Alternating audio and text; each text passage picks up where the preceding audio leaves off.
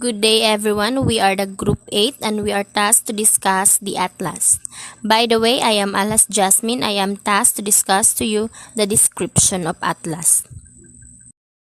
Atlases are systematic collections of topographic or thematic maps with selected scales for a dedicated region and dedicated goals. It is a set of targeted compiled maps systematically organized according to the thematic content, the spatial extent, and temporal viewpoint and assembled in a unified map language. One of the main tasks of an atlas is to enable comparisons between maps in order to recognize correlations between them. The maps in atlases shows geographic features, the topography of an area's landscape, and political boundaries. They also show climatic, social, religious, and economic statistics of an area. So far, that's the end of my part. Adrian Mamadod will discuss to you the origin of Atlas. Thank you so much. The origin of Atlas.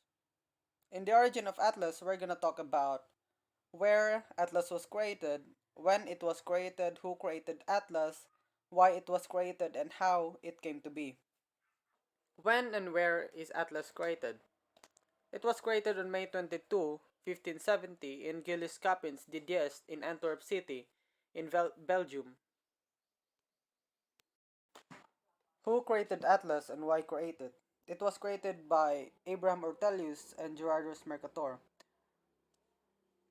Gerardus Mercator was born in 1512 and was older by 15 years than Ortelius.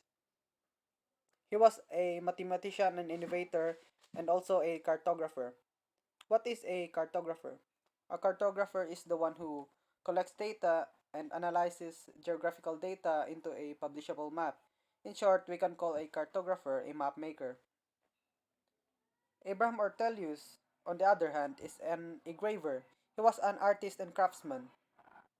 In the year 1554, he went into business by buying and selling maps, meaning he'd collect maps and render them. He designed or decorate the borders of the map and then sell them. Now the how does the map came to be as we know today? One day there was a trader from the Netherlands who came to Ortelius to buy a map. But there was a drawback in Gerardus' map because it was really big. It was meant to put in a wall because it is a wall map. So the trader requested that he would chop the map into smaller pieces and sell them in a book. Ortelius wasn't thinking about books, but with the help of Mercator, they made the first world map in a book. Next is why Atlas? Why is it named Atlas? Now it is from the Greek mythology Atlas, who was a titan condemned to hold heavens and sky for eternity. He was punished by the gods because he was the one who led the war back then. There is a common misconception in this mythology. The one who is holding is not a man, but it is a titan, meaning it is a son of God. And also, the thing that he puts in his shoulders is not earth, but instead it is Jupiter that resembles the heavens and skies. So that is where Gerardus Mercator got the name Atlas. So now let's move forward to type of atlases. Travel Atlas. Travel Atlas is an easy to use atlas made for traveling. Often has spiral bindings for a flat folding. Contain maps at a large zoom for better viewing, and also called road maps. So, Travel Atlas is the ultimate world atlas for globe routers, combining our extensive mapping experience and unrivaled destination, insight, and knowledge. The first dedicated atlas make it easy for you to plan adventures and discover remarkable places around the planet. So that is Travel Atlas. Now, I have 1, 2, 3, 4, 5, 6, 7, 8, 9. I have here 9 examples about Travel Atlas. So first, Atlas of Switzerland. Second, Atlas of Remote Islands. Third, 3D Weather Globe and Atlas. Fourth, Children's World Atlas. And fifth, Lovely Planet Kids Amazing World Atlas. Seventh, 6 rather, Atlas der Globalisierung. Atlas der Globalisierung. Seventh, Atlas of Prejudice. 8. Atlas of Cursed Places, a travel guide to dangerous and frightful destinations. 9th, Strange Maps. So those are the 9 examples I've surfed in the internet about Travel Atlas. So now, let's move forward for the another types of atlases. The Desk Atlas. So, Desk Atlas is similar to a reference book. Can be hardback, or paperback.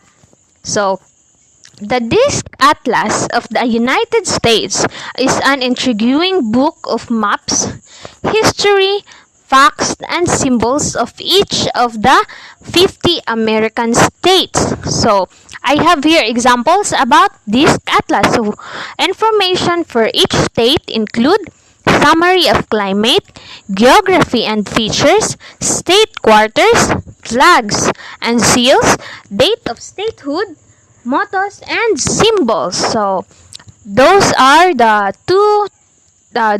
my report, the Travel Atlas and the Desk Atlas. Thank you. Continuing with the types of atlases, there's also an atlas of other planets. This shows the maps of other planets and celestial bodies in outer space.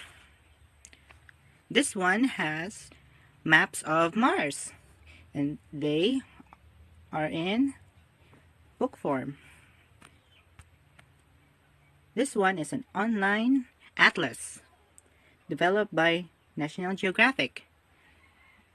This website has atlas of our solar system's moons. The interface is very dynamic. See, this one has information about our moon, the places that astronauts visited or missions there, and some information. This one has the solar system. This one has the moon system of Saturn. Saturn has so many moons. Now this one is about the moons of Mars, Phobos and Deimos. There's some information about them. Okay, moving on to the next type of atlas. This one is called an atlas of anatomy. It shows pictures of the human body and also body of animals. This one is an online atlas, digital atlas. This one is an app of the human anatomy. This one is an atlas of animal anatomy. You can see that this one is skeleton. That's part of the anatomy. This one is muscles. Look at that. And you can see right here that it says for artists, which means that not only doctors and veterinarians use atlases of anatomy, but also artists. This goes to show that atlases can also be used in different ways, not only for medical or astrological studies, but also for artists, for making art. And that is the end of our presentation. Thank you for your time.